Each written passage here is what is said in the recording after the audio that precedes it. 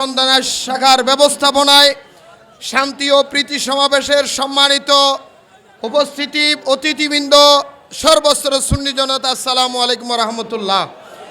সম্মানিত উপস্থিতি, আজকে আহলে সুন্নাত ওয়াল জামাতের পক্ষ থেকে বাংলাদেশের অন্তর্বর্তীকালীন সরকারকে একটাই মেসেজ দিতে চাই, সামনের আগামী বাংলাদেশে যে কোনো সিদ্ধান্ত নেওয়ার সময় আহলে সুন্নাত ওয়াল জামাতের প্রতিনিধিদেরকে ছাড়া কোনো সিদ্ধান্ত সুন্নিয়ত মেনে নিবে না। আমরা যে কোনো বাংলাদেশের মধ্যে যে সিদ্ধান্ত হবে আহলে সুন্নাত ওয়াল জামাতের প্রতিনিধিদের সাথে একত্রতা পোষণ করে সিদ্ধান্ত নিতে হবে, না হলে বাংলাদেশের সুন্নি জনতা আরেকটা কারবালা বাংলাদেশের মধ্যে দেখিয়ে দেবেন।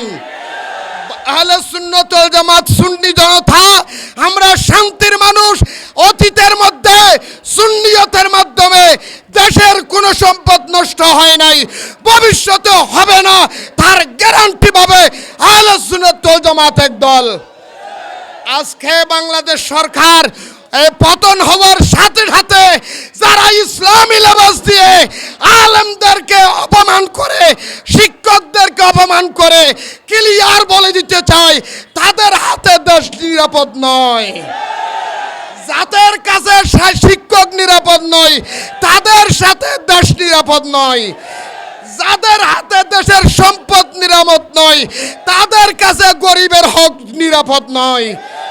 তাই আজকে বাংলাদেশের মধ্যে যারা আহলে সুন্নাত ওয়াল জামাতের ইতিহাস খুলে দেখেন, এর 27শে আগস্ট আল্লামা নূর ইসলাম ফারুকী যখন শহীদ হয়েছিলেন, টেকনাফ থেকে তেতুলিয়া, রূপসা থেকে পাথুরিয়া, বাংলাদেশ ইসলামী ফ্রন্ট, ছাত্র সেনা, আহলে সুন্নাত ওয়াল জামাতের ভাইয়েরা হরতাল করেছিল, একটা গাড়িও ভাঙে নাই। একটা বাংলাদেশের কোনো রাস্তাঘাটের একটা গাছের ঢালও ভাঙে নাই। তাই শান্তিভাবে এই দেশ যদি শান্তিপ্রিয়ভাবে এই দেশের কর্মসূচি শান্তিতে থাকতে চায়, আহলে সুন্নাত ওয়াল জামাতের কোনো বিকল্প নাই। তাই আজকে আমাদের এই সমাবেশ থেকে, প্রীতি সমাবেশ থেকে আহলে সুন্নাত ওয়াল জামাত সহ যে সমস্ত অধ্যক্ষ প্রতিনিধিদেরকে পদত্যাগ করেন জোরপূর্বক দাবি দিয়েছে, আমরা তার তীব্র নিন্দা জানাই। যা হোক, আজকে আহলে সুন্নাত ওয়াল জামাতের সর্বস্তরের সুন্নি জনতার এইরকম অবস্থায় যারা আজকে উপস্থিত হয়েছেন সকলে আমি উত্তর কামনা করে আমার আলোচনা এখানে বিদায় নিলাম। আসসালামু আলাইকুম ওয়া রাহমাতুল্লাহ।